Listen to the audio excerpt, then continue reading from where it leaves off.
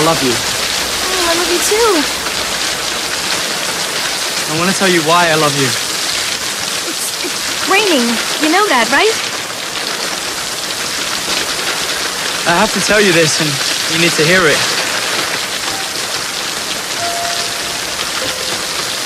I loved you since I met you, but I wouldn't allow myself to truly feel it until today. I was always thinking ahead, making decisions out of fear. Today, because of you, what I learned from you. Every choice I made was different, and my life has completely changed. And I've learned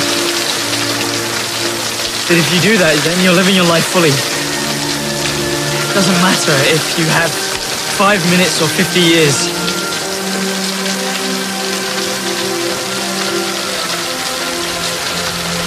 Samantha, if not for today, if not for you, I would never have known love at all.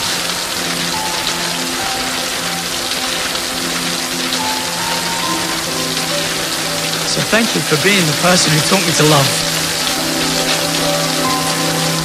And to be loved. I don't know what to say. You don't have to say anything. I just wanted to tell you.